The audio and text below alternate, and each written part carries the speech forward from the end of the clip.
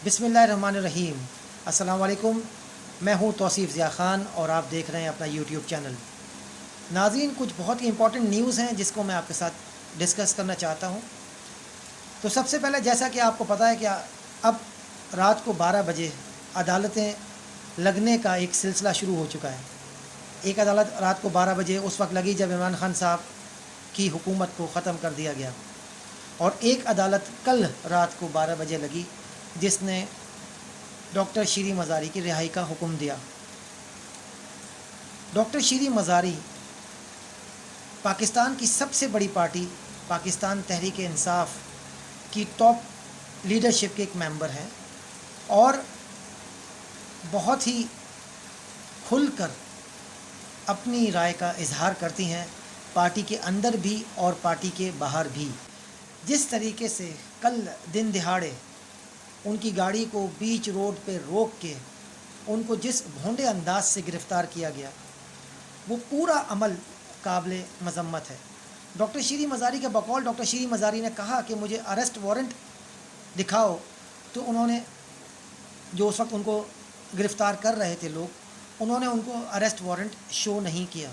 फिर उन्होंने पूछा कि मुझे किसके कहने पर गिरफ़्तार किया जा रहा है, तो वहाँ जो लोग मौजूद थे उन्होंने कहा कि आपको हमज़ा शहबाज और राना सनाउल्लाह के कहने पर गिरफ़्तार किया जा रहा है। और नाज़रीन, उन्होंने पूछा कि मुझ पे एलिगेशन क्या है, तो उनको बताया गया कि आप पर एंटी करप्शन वालों की तरफ से एक जुर्म लगाया गया है। और वो जुर्म आपको सुन के बड़ी हैरत होगी कि जब वो 6 साल की थीं, डॉक्टर शीरी मज़ारी जब 6 साल की थीं, उस वक्त उन पे ये इल्ज़ाम लगा था और उस वक्त ये उनके ऊपर एक एलिगेशन लगा था। उस वक्त से लेके अब तक, यानी कि बीच में जो 50 साल का अरसा गुज़रा है, उसमें ना कभी कोई इंक्वायरी हुई, ना कभी कोई केस चला, ना ही किसी अदालत में केस सुना गया, ना ही कोई FIR लॉन्च की गई, ना ही कोई गिरफ़्तारी अमल में आई। और कल अचानक से एक 50 साल पुराने केस पर डॉक्टर शीरी मज़ारी को बीच रोड पर उनको घसीटा गया। उनको वजह से फिर रात को 12 बजे अदालत लगी और अदालत ने डॉक्टर शीरी मज़ारी को फिल फौर रिहा करने का हुक्म दिया, जिससे ये बात साबित होती है कि जो गिरफ़्तारी उनकी अमल में लाई गई थी वो मावराए कानून थी, और इसी वजह से फिर उनको अदालत ने उनकी रिहाई का हुक्म दिया। डॉक्टर शीरी मज़ारी क्योंकि बहुत खुलकर अपनी राय का इजहार करती हैं, पार्टी के अंदर हों या पार्टी के बाहर उसका इजहार करती हैं, इसी वजह से आपने देखा कि अदालत में भी उन्होंने एक जुमला IG इस्लामाबाद से कहा कि IG साहब कहाँ भागे जा रहे हैं, मेरा फ़ोन तो मुझे वापस दें। तो फिर अदालत ने कहा कि फिल फौर इनको रिहा किया जाए और इनका फ़ोन भी इनको वापस किया जाए, और बहरहाल उनकी रिहाई के बाद उनका फ़ोन उन तक पहुंचा दिया गया। तो वक्त ही साबित करेगा कि किसकी वजह से गिरफ़्तारी हुई और क्यों हुई। इस पर एक इंक्वायरी होनी चाहिए, जो कि PTI का भी क्लेम है, और मेरे ख़्याल में बींगा पाकिस्तानी तमाम पाकिस्तानियों का भी यही कहना होगा कि एक शफाफ इंक्वायरी की जाए, और जो भी काम हुआ है, अगर गलत हुआ है तो उस पर जो भी किरदार उसमें मुलव्वस हैं उनको सज़ा दी जाए कि आइंदा इस तरह का कोई अमल ना हो। अपनी गिरफ़्तारी से रिहाई के बाद डॉक्टर शीरी मज़ारी ने जो कहा वो मैं आपको बता देता हूँ। उन्होंने कहा कि मेरा फ़ोन, खुफिया एजेंसीज़ ने मेरा फ़ोन छीना है, क्योंकि एंटी करप्शन वालों को मेरे फ़ोन से क्या काम। यानी कि इनका ये मानना है कि खुफिया एजेंसीज़ हैं जिनका ये काम है। उन्होंने इसका इल्ज़ाम इस्टेब्लिशमेंट पर लगाया, बल्कि इनकी क़यादत पर भी लगाया। इसी वजह से इनकी बेटी ने जनरल बाजवा का नाम लिया, और फिर इसके बाद उन्होंने कहा कि DG ISPR ये हरकतें बंद करो, एंटी करप्शन वालों का मेरे फ़ोन से क्या ताल्लुक़ है। उन्होंने कहा DG ISPR से कि हमें इम्पोर्टेड गवर्नमेंट नामंजूर है, अगर आप इस साजिश में इन्वॉल्व हैं तो आप कौम को जवाब दें, मेरा फ़ोन अगर आप लोगों ने उठाया है तो फ़ौरन वापस करें। बहरहाल इनका फ़ोन इनको वापस पहुंचा। नाज़रीन, फ़ोन इतना क्यों इम्पोर्टेंट है, इस पर Azhar Mashwani, social media PTI से उनका ताल्लुक़ है, उनका एक ट्वीट है, और ट्वीट में उन्होंने बहुत ही अहम नुक्ते की तरफ इशारा किया है। वो ट्वीट में ये कहते हैं कि डॉक्टर शीरी मज़ारी को दिन 1 बजे इस्लामाबाद میں گرفتار کیا گیا، اور جب ان کو گرفتار کیا گیا تو ان کے فون کو ان سے چھین لیا گیا. لیکن حیران کن طور پر فون 4:07 تک فون استعمال ہوتا رہا، واٹس ایپ استعمال ہوتا رہا. اور ناظرین، یہ کوئی ایسی اچنبے کی بات نہیں ہے. جس طرح کے یہ اسمارٹ لوگ ہیں یہ بالکل پتہ لگا سکتے ہیں کہ فون کب کس ٹائم تک استعمال ہوتا رہا ہے اور کون کون سی ایپلیکیشن کس ٹائم تک استعمال ہوتی رہی ہیں.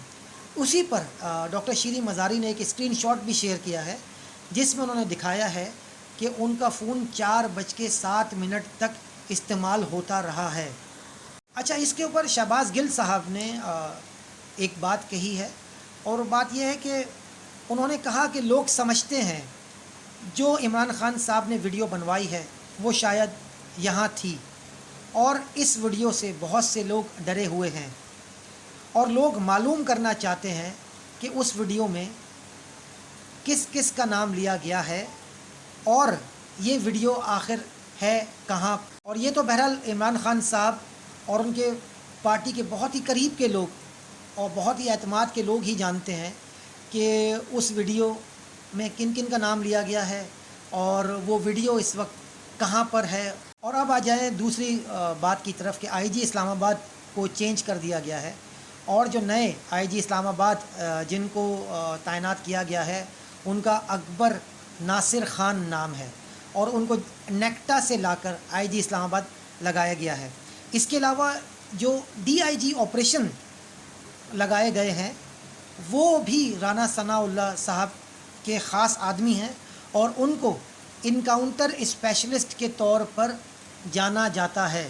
اور یہ جو آئی جی صاحب نئے اسلام آباد میں لگائے گئے ہیں ان کے اوپر ایک انکوائری آج سے کچھ عرصے پہلے لانچ کی گئی تھی، اور اس میں ان کو میجر پنشمنٹ ریکمینڈ کی گئی. سیف سٹی پروجیکٹ کے اندر 2 ارب روپے کی غبن کا معاملہ ہے، اور جس اسٹیج پر انکوائری کی گئی ہر اس اسٹیج پر یہ قصوروار ثابت ہوئے.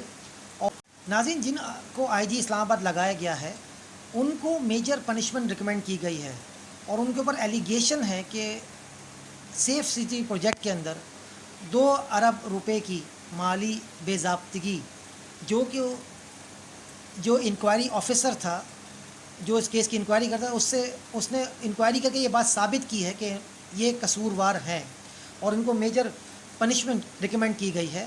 اور اسی وجہ سے پھر ان کا کیس سیکریٹری کمیونیکیشن کے پاس آیا، اور پھر وہاں سے پرائم منسٹر ہاؤس بھیجا گیا جہاں سے ان کو میجر پنشمنٹ دی جانی تھی. لیکن جب یہ کیس پرائم منسٹر ہاؤس میں پہنچا وہ ڈیٹ تھی غالباً یہ وہ ٹائم تھا جب عمران خان صاحب کے اوپر تحریک عدم اعتماد چل رہی تھی، اور وہ اپریل کا فرسٹ ویک تھا. وہاں پر عمران خان صاحب کے خلاف تحریک عدم اعتماد چل رہی تھی، اور وہاں کے حالات کیا تھے اس وقت یہ آپ سب بہتر طور پہ جانتے ہیں. 3 اپریل کو عدم اعتماد آئی، اور پھر عدالتی معاملات ہوئے، اور پھر خان صاحب اس عدالتی معاملات کے نتیجے میں اپنے گھر چلے گئے. اور اسی وجہ سے خان صاحب اس ایشو پر جو کہ یہ میجر پنشمنٹ یہ جو آئی جی اسلام آباد لگے ان کی میجر پنشمنٹ کا جو معاملہ تھا اس پر کوئی آرڈر جاری نہ کر سکے. اور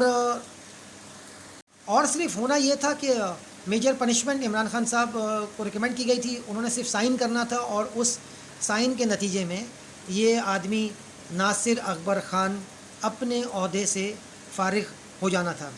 یہ جو آدمی اکبر ناصر خان، بہرحال اب مسئلہ یہ ہے کہ عمران خان صاحب کی گورنمنٹ چلی گئی اور پھر امپورٹڈ گورنمنٹ آ گئی، اور وہ سمری پھر ان کے سامنے پہنچی شہباز شریف اور رانا ثنا کے سامنے.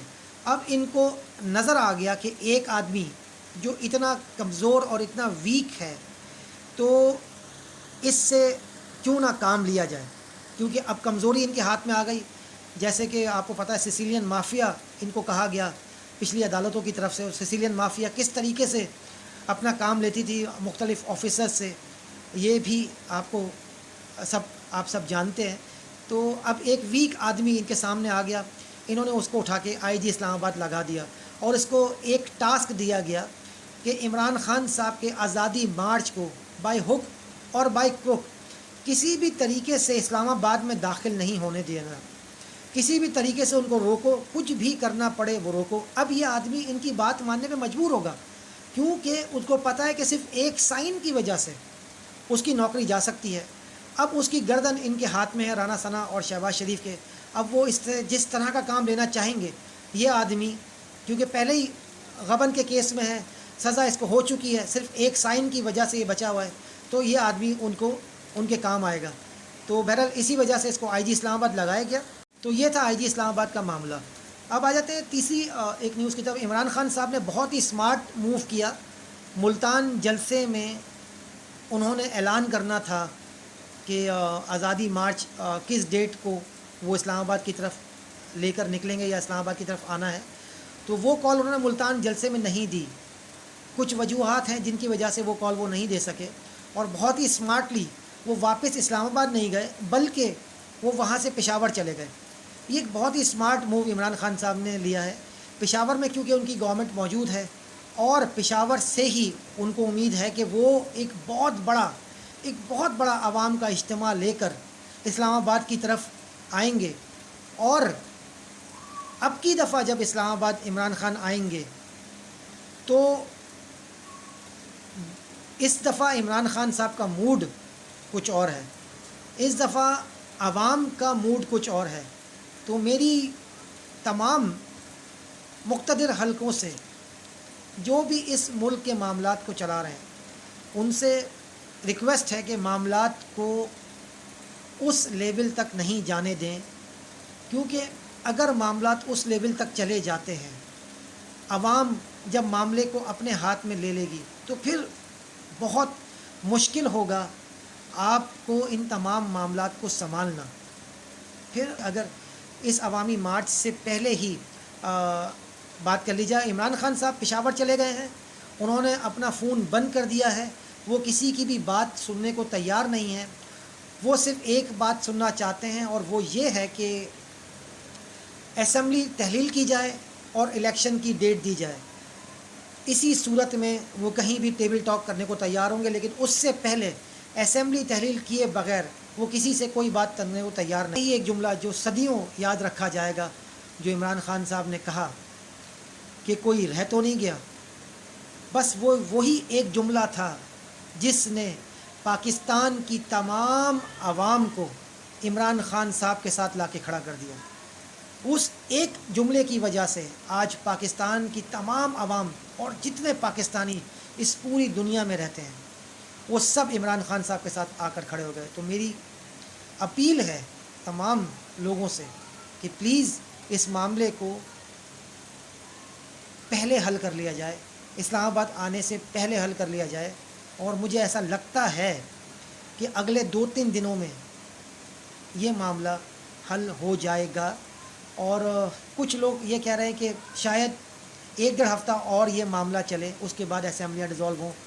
مجھے ایسا لگتا ہے کہ شاید 2-3 دن کے اندر شہباز شریف صاحب ٹی وی پہ آ کر اسپیچ کریں گے اور اسی میں اسمبلی توڑنے کی بات کریں گے، اگر وہ کوئی امپورٹنٹ ڈیسیجن نہیں لیتے ہیں، جو ایسے ڈیسیجن جو عوام کے لیے بہت بھاری ہیں، اس طرح کے اہم فیصلے نہیں لیتے ہیں۔ تو اب ان اہم فیصلوں میں اسٹیبلشمنٹ کو شامل کرنے کی بات کر رہے ہیں، لیکن اسٹیبلشمنٹ کی طرف سے بالکل انکار آ چکا ہے کہ وہ ایسے کسی فیصلے میں بھی ان کا ساتھ نہیں دیں گے۔